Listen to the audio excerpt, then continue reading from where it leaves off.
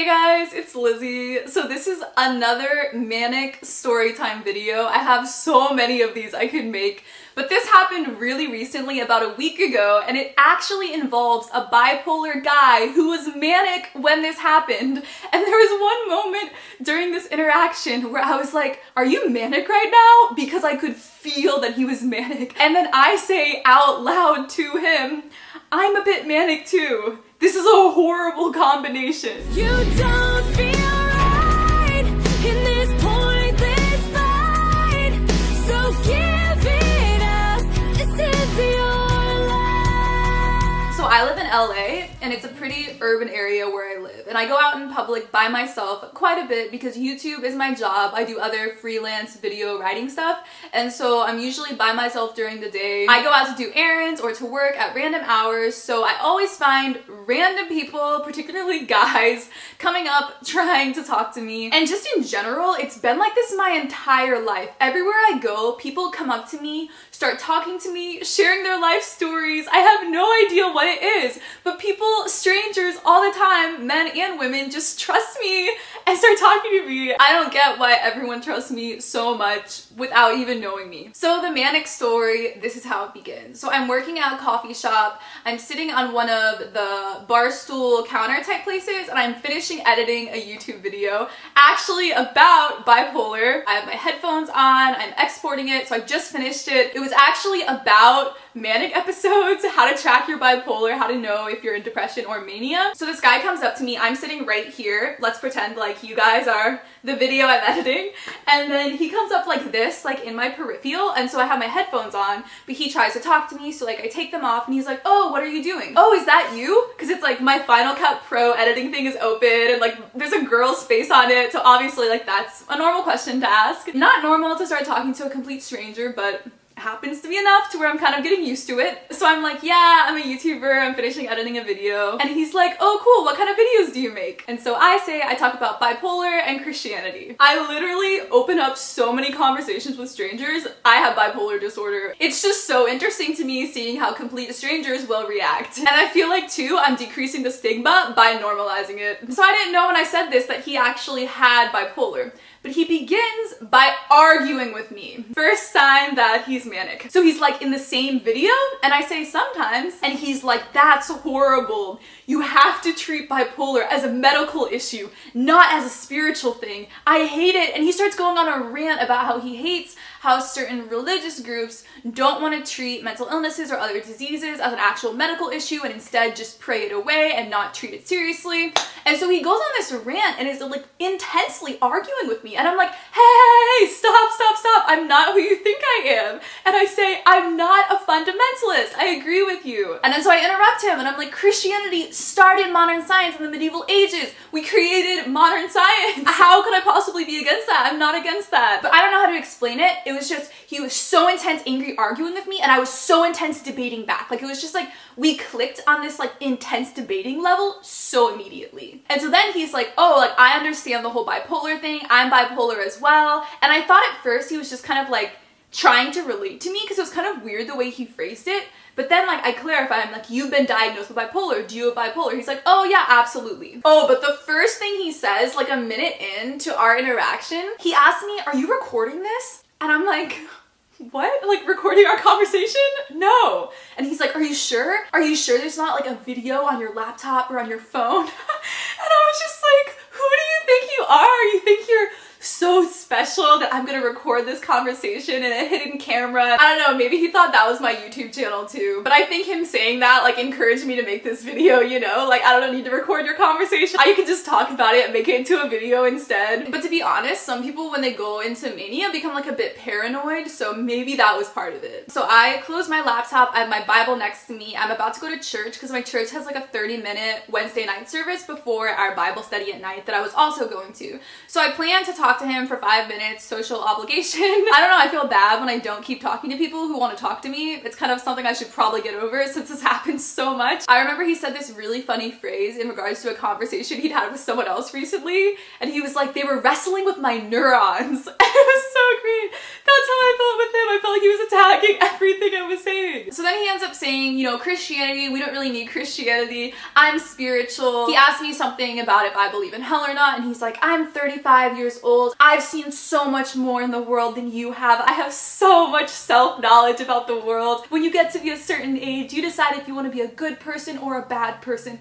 I've decided to be a good person. And just remember this. Just remember that he says, I have decided to be a good person. It's a decision I made. So I don't really remember the rest of what we were arguing, but we were just like going at it, and it was so intense. I feel like every time I meet someone who is bipolar, we just immediately connect on like a spiritual level, and we're like mesmerized and intense in the conversation because we just have such similar brain structures, so we immediately just like click, connect so well. I also noticed he was just getting way too close to me, and I'm kind of like on like a bar stool type thing at a coffee shop, so I can't like scoot away, you know? But I just noticed I was like sitting on the edge of the chair and kind of like leaning back to like get away from him because I felt uncomfortable because he's standing so freaking close to me. And he had sunglasses on initially, but then he takes them off and it's like locked eye contact. I just felt kind of uncomfortable, you know? So he ends up arguing with me about Christianity, whether or not it's true, whether or not it's even relevant to the world right now. He was saying how he doesn't need it since he's just a good person and has seen so much more of the world than I have. I remember getting so intense and being like, we know the resurrection happened because the gospel accounts and Irenaeus proves the authorship of the gospels. Like I literally started doing like apologetics, quoting church fathers to him. I was so intense. I bring up Irenaeus all the time because I mentioned too that I was about to go to church, and so he was like questioning why I have to go to church, like why that's necessary. So then he starts talking about his job and his company, and he's like, I'm a comedian. And being in LA for only 2 months now, a lot of people claim to be a comedian, so many people. And I just wonder, do you even get paid for being a comedian? Like, what do you mean you're a comedian? It'd be like if someone had a YouTube channel and had 12 subscribers, 12 views on every video, and then wants to call themselves a YouTuber. You know, like you're not a YouTuber, like you're not a comedian. So he starts getting out his Instagram and like showing me all his Instagram accounts, but he like wouldn't show me the top of the page to see like how many followers he has and everything. So he's like showing me these like comedy videos he makes, almost like Vine. You know those like short videos that some of the Vine stars post on Instagram video now? That kind of seemed like the stuff he was doing. I don't know, it just seemed not legit at all, and he was trying to come across as so cool and so legit, and I just, oh my gosh, he also claimed to have been in the Olympics as skiing or something. Like he literally claimed to be in the Olympics, and I was just like didn't even know what to take seriously and what was being made up. Because then he talked to me as well about how his primary job, he owns a bike shop. But apparently it's like the coolest bike shop, and it's a celebrity bike shop or something. And he was showing me that Instagram account as well, like showing me all these things on his phone, all these like comedy videos he makes. I could just tell he was trying to impress me, saying all these things about himself. And I was just like, you know, I was not impressed, and I was gonna be late to my church service, and I was just like kind of annoyed, but at the same time, like completely engrossed in the conversation because he was so intense because he was manic. And I don't know how to make you guys understand this, but when people are more manic, they go like from thing to thing to thing to thing so fast. And so it's like he's showing me like this one Instagram account, look at this, oh, I do a bike shop too, oh, I was in the Olympics as well. Like he goes from thing to thing to thing so fast, and I feel like because I was manic, I could keep up as well. And that's what was so fun about this, because the reason I'm on mood stabilizers, antipsychotics, is because I want to bring my mind down to be normal so I can track with everyone else in my life who I care about who isn't manic. So it was so cool to me that in the moment when I was manic, someone else was even more manic than me, and we were like racing ahead in this conversation together in a way that I just can't with other people in my life because they can't keep up, like their minds aren't on drugs the way ours were. So then 10-15 minutes into us arguing about religion, arguing about mental illness, him trying to impress me with all these jobs that are kind of questionable, he says, and again we're like way too close to each other, I'm leaning back, sort of uncomfortable, but he says, I like you, you're intense. And I don't react at all, I'm pretty calm because obviously I could tell where this conversation was going, and I immediately say, I have a boyfriend. And he says, without skipping a beat, I don't care. I have a girlfriend. And I don't even remember like the exact things he said, but he just made like some comments about my body and made it extremely obscenely clear what he wanted. And then right after that, he says, "Where do you live?" And I'm like terrified, right? And I'm like, "Around here." And the reason I was so terrified is because I have this stalker kind of. So on Instagram and Snapchat, I never will tag where I am because I'm just terrified that this stalker, that anyone related to my YouTube is going to find where I live. If you're just a normal, chill person and you run into me in public, like we can totally talk to each other, but I don't want people knowing like the neighborhood, the place that I live. I had literally just been thinking about this stalker recently. I had to block another account they made, and so this question, I was just like, get away from me, like don't try to find me. And again, because he's manic, he just keeps like immediately jumps from that to something else and like keeps talking to me and saying all these other things. He wasn't even aware that I like wasn't keeping up with him. And I think the crazy thing to me, like if I hadn't been bipolar, I wouldn't have realized this about him, but people who are manic come across as very charming and charismatic. So I think most people he would talk to would just think like, oh, like that's just him. So this is called pressured speech, when someone keeps talking and talking and not stopping talking. And so I interrupt him and I say, "How does your girlfriend feel when you go up and talk to random girls?" And so he says, "Oh, she doesn't mind." He gets out his phone, shows me a picture of his girlfriend, and he's like, "Isn't she so beautiful?" And I'm like, "Yeah, she is. Why do you do this?" And he's like, "Oh, she doesn't care. She's dated a lot of really rich men who have treated her horribly, and she knows that this is just how I am." And so I say, "Oh, so you're polyamorous," which if you don't know, polyamorous is this new orientation thing where people say they can't do commitment and they need a relationship, but then to be able to date like other people or like hook up with other people on the side. To me, I hate the concept of polyamorous. I'm sorry if this offends anyone, but it literally is just cheating. I feel like monogamy is something that should just be the default in society. It kind of makes me really angry. I think relationships are fragile, and I don't get the polyamorous thing, but I do get the hypersexuality part of mania. And so then he tells me, "Yeah, I don't tell her about it that much. I mean, she probably does this to me too, but just doesn't tell me. It's just better that way." And I'm like so shocked that he so casually is admitting that they both cheat on each other all the time and it's chill for them. And so I forget the exact phrase he used, but he said something like, "Oh, it's just relationship, like upkeep or something." Like he made it sound like this was like a normal thing and that you're just supposed to hide things from your significant other just to make it keep going and like lie to them and stuff. And that's like normal. He's like, "How old are you?" And I'm like, "I'm 23. And he's like, "Yeah, well, I'm 35. Once you get to be my age, you'll understand how it is." Nope, not becoming polyamorous when I turn 35. That sounds like a horrible idea. So then he says the most infuriating thing. He says, "Yeah, my girlfriend likes it that I sleep around with other people. She wants to be with a man, you know? A man who has sex with a lot of women." And I was just so uncomfortable. And so he's like, "Yeah, and you must have a type too." And I'm just thinking, guys who don't understand loyalty and are polyamorous and have zero respect for relationships and think sex makes you more of a man, definitely not my type. And I was talking to my boyfriend about this later because I felt so freaking scarred by what happened. And he said that the reason that I felt very like uncomfortable in the moment is because it's kind of sexual harassment. I don't know. I made a whole video on sexual harassment so that I'm not like saying this lightly, but he was just being very, very like explicit with what he wanted. And I was like really clear, like, "Oh, like I'm in a relationship that's not polyamorous, like not interested." And he continues to like hold me emotionally like there, and like I couldn't get out of the conversation.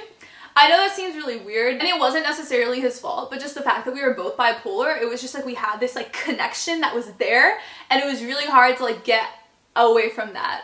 And because I was a bit manic at the time too, that's what's so annoying, because when I'm manic, I'm more attracted to anyone and I'm more open and more wanting to talk to people, even when I personally don't care about it. And so that's what was just so annoying. I'm not attracted to this guy at all. He's not all my type. But you just feel that connection just because you have the same mental illness. Out of control, you feel connected for no reason. And you've got to understand, like I had this church service I really wanted to go to. So we started talking at like 5:55, and then I look at my phone and it's like 6:20, like 30 minutes had gone by that we're talking, and I don't even realize because we're like mesmerized and like intense conversation because we're both manic. So I asked him, are you manic right now? Because I was just kind of connecting all these things and I like was realizing the way he was behaving, and I literally just finished editing a video where I talked about how to tell when you're manic and stuff. So I like pay attention to his eyes and I'm like, your pupils are not huge though, but are you manic? And he's like, oh, I don't know. I haven't taken medicine for years. I hate being on medicine. And I'm like, oh no, like stop talking. Like I literally asked him to stop talking because I have this thing where I always go off my medicine every 5 months. It's like an addiction. Like I talked about this a lot, like why I go off medicine and like why mania is addicting. Like I'll link a lot of videos here and below about like going off medicine and the problem with that in bipolar, but it's such a problem for me. And I've been on medicine for a few months. I'm loving being on medicine. And he starts going on this rant about how the doctors are manipulating you and how since he's been off medicine, his mind is so free and he's so creative and it's so much better and medicine is horrible. Psychiatrists are manipulating you. But it's not crazy conspiracy stuff. Like he's saying real things that I agree with and have agreed with in the past in going off medicine. And he's like, you should go off medicine too. It's so much better. He just talks about how it fueled his creativity so much more, how he was fully himself, how he had spiritual epiphanies and all these things. The one good thing he did say is he never drinks alcohol and that's how he's able to be off medicine, so good for him. He's not becoming like an alcoholic. And so I say no, like medicine is so good. I love being on medicine. This is how I feel on medicine. And he interrupts me and like starts arguing with me and trying to persuade me to go off medicine. And this was the moment I knew that I would never ever want to date someone with bipolar. Because think about it. It's like you have the same exact addiction to mania. And you can get that drug effect back just by going off medicine at any moment. Like if you're dating someone who has a similar drug addiction, you could like not have the drug in your house or something and like surround yourself with people who are a positive influence. But when you're both addicted to mania and both bipolar and both wanting to always go off your medicine, that's horrible. And I'm so annoyed that this happened because I've been thinking the past few days like, oh, like what if I go off medicine again? Like I've been wanting to go off medicine. And I fight it off with logic and stuff because I know if I go off medicine, I'll feel out of reality, go into depression. Like I know it will happen. So obviously I'm not going to do that. But just the fact that I interacted with someone so manic who persuaded me to want to go off medicine, it's so annoying. So after trying to persuade me that my YouTube content is wrong, that Christianity is useless, that I'll know so much life wisdom when I'm 35 years old, that he has been to the Olympics, that he's a famous comedian, that I should become polyamorous, that I should go off medicine. Do you see a theme here? And it was kind of fun though, because I love arguing with people and we were just arguing so intense. That was what was so annoying too. It's like, he figured me out so fast and he knew how to get a reaction out of me and how to like get me angry. And if I had been not manic, I wouldn't have reacted at all. I just would have like not put up with it. So then like 20 minutes into this conversation, I'm just so annoyed. I feel trapped in this conversation. So finally, I don't even pretend to want to listen. And this is my face for the last like 10 minutes. And I don't understand how he didn't read that I was super annoyed. So finally, I just asked him, do you think I want to be talking to you right now? And he says, yeah. This was literally my face for the last 10 minutes. Like, I feel like I'm very expressive and it's super easy to know how I'm feeling. So I don't know why he thought that was like a flirtatious vibe or like I wanted to keep going or like I actually wanted to be polyamorous too. Like, no. And so then I say, no, I don't want to talk to you right now. And I could tell he was so jolted and I actually felt bad. Which is so bad because I usually don't care about people's emotions, but it was just so abrupt, right? Because I just wanted to get out of the conversation. I felt like held and locked in it, like I couldn't get away. It was such a weird feeling. So then he's like, oh, okay, I get it. In LA, sometimes you don't want to talk to everyone. And I was thinking, you know, no, it's not about being in LA. It's literally you are the problem. So after that, I stood up, grabbed my stuff, walked away. I was so mad. I felt so mad. Irrationally because of what I explained throughout where like I couldn't get out of the conversation even though I wanted to, and it's so annoying to feel not attracted because I didn't feel attracted to him. I can tell the difference, but I just feel like I felt like trapped there because I felt like we connected even though we didn't connect. So I texted my boyfriend right after and I'm like, I'm never going out in public again because this was like the second time something like that had happened that day. Not with a bipolar guy. And so I call him like right after and he thought I meant that I like saw this stalker guy, but I didn't. Like, I'm fine. Hopefully stalker doesn't watch this. That is a whole manic story time. I love you guys so much and I will see you in my next video. Bye!